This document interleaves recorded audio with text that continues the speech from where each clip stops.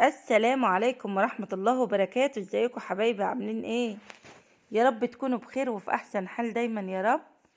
زي ما انتوا شايفين يا حبايبي، النهاردة موعدنا الاسبوعي، بقدم لكم المنيو بتاعي 7 اكلات مختلفة. النهاردة المنيو مختلف يا حبايبي، عاملاه حلو وحادق، بسم الله ما شاء الله. قبل كده ما ندخل على الفيديو بتاعنا الجميل، نصلي بينا على رسولنا الكريم عليه افضل الصلاة والسلام. يلا بقى يا حبايبي، حطوا اللايك وشجعوني وكومنت حلو كده زيكم، بجد يا حبايبي لايكاتكم وكومنتاتكم الحلوة بتفرحني وبتسعدني. هنسمي الله وندخل على الفيديو بتاعنا الجميل. بسم الله. اول حاجة يا حبايبي، اول يوم في المنيو بتاعنا كده بدأناه بالخير كله. عملنا الفراخ الجميلة المشوية المتبلة دي، حاجة روعة والله يا حبايبي. بجد تسلم ايديا، تسلم ايدك يا ام محمد، ايه الجمال ده، ايه الحلاوة دي. طبق محشي ورق عنب يستاهل بقكم وفلفل. وعملت الفرخية الجميلة دي وقطعتها زي ما انتوا شايفين وحشتها. تبلتها بالبصل بقى، وكان يوم ما شاء الله عليه. شوفوا الجمال والله العظيم يعني. كانت روعة جدا، ويعني وحبة المحشي كده حاجة روعة والله. وبعد كده اليوم الجميل ده معدى يا حبايب قلبي، عملت الحلوة وهوريكم الحلو بتاعنا، بسم الله ما شاء الله.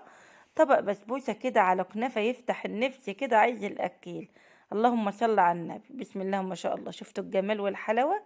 شفتوا الجمال؟ يلا بقى حطوا اللايك وكومنت حلو كده زيكم، وشجعونا عشان قناتي دي تكبر. قناتي مش هتكبر غير بيكم.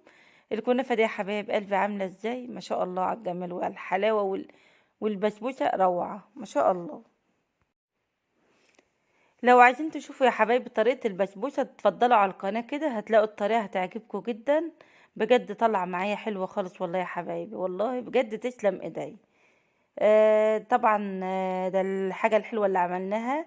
واليوم ده ضيعناه يا حبايبي أكل عادي خالص، وحلينا بالطبق الجميل ده. يلا بقى اتفضلوا معانا، يستاهل بقكم والله يا حبايبي. واليوم اللي بعده عملنا سمك بلطي، ما شاء الله ما شاء الله، جميل جدا. شوينا السمك بتاعنا وفي التتبيلة كده غرقناه. شفتوا الجمال والحلاوة؟ عملنا طبق سلطة وطبق رز أبيض وبصل.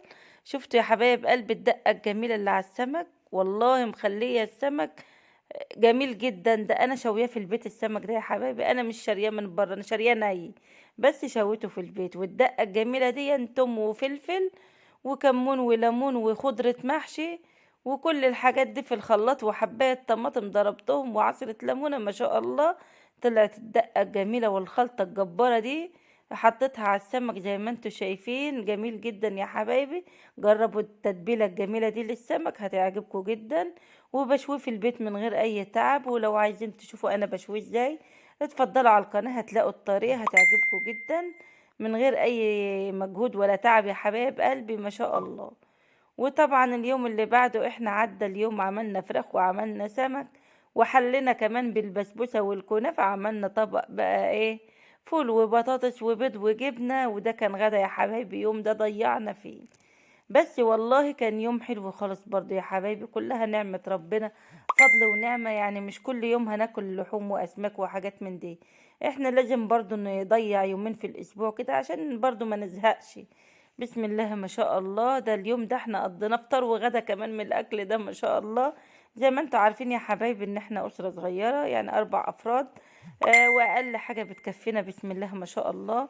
ربنا يديمها نعمة علينا يا رب ويحفظها من الزوال. يلا بقى يا حبايبي، حطوا اللايك وكومنت وشجعوني. انا شايفاكوا، حطوا اللايك ما تترددوش، حطوا اللايك. لو وصلتوا معايا لحد هنا يا حبايبي حطوا اللايك. وده كان غدا في يوم برضو من ايام الاسبوع يا حبايبي. انا ضيعت يومين في الاسبوع، وباقي الاسبوع برضو كلنا اكل كويس الحمد لله. واليوم اللي بعده اهو يا حبايبي عملنا بطاطس، كان عندي صدر فرخة، ما شاء الله ما شاء الله، قطعناه زي ما انتوا شايفين. شفتوا الجمال والحلاوة؟ بجد تسلم ايديا وحياة عيني. وعملنا طبق رز، انا عند ابني ما بحبش الا الرز الابيض. وطبق مخلل وبطاطس جميلة مع الفراخ اهي.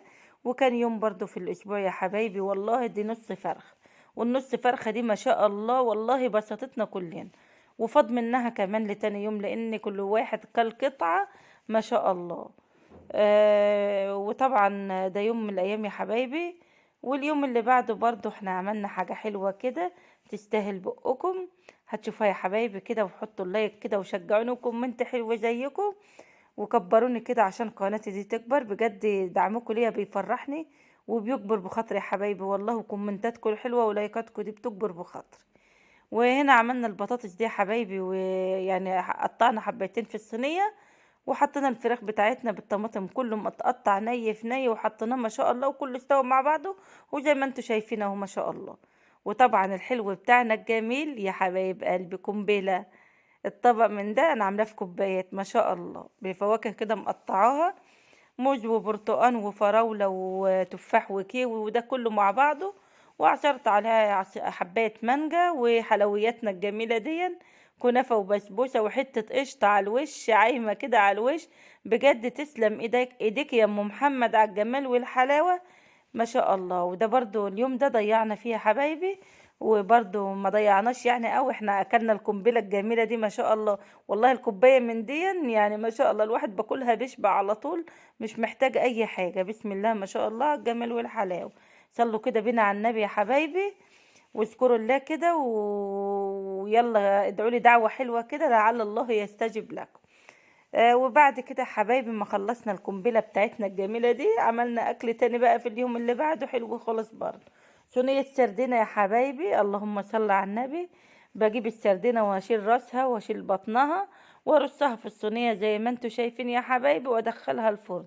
طماطميه عليها وقرن فلفل وفصين توم وحبه توابل ما شاء الله اللي هو الكمون وحبه ملح، تطلع زي الفل. وطبق رز يا حبايبي ابيض وطبق سلطه. وده كان غدا برضو يوم من الايام بتاعتنا الجميله طول الاسبوع. والاسبوع ده يا حبايبي كان برضو هو الاكل حلو خالص فيه، يعني لان انا جوزي كان مسافر وجه، فالواحد لازم يعمل لقمه كويسه كده ما شاء الله. اللهم صل على سيدنا محمد. وفي اليوم اللي بعده يا حبايبي احنا ضيعناه برضو، مش ضيعناه، احنا الاسبوع ده كله اسبوع دلع ما شاء الله. عملنا اكل حلو خالص برضو، ربنا يديمها علينا نعمة ويحفظها من الزوال. بس انا يعني انا لازم في الاسبوع بعمل مرتين سمك، يعني مرة في اوله ومرة في اخره.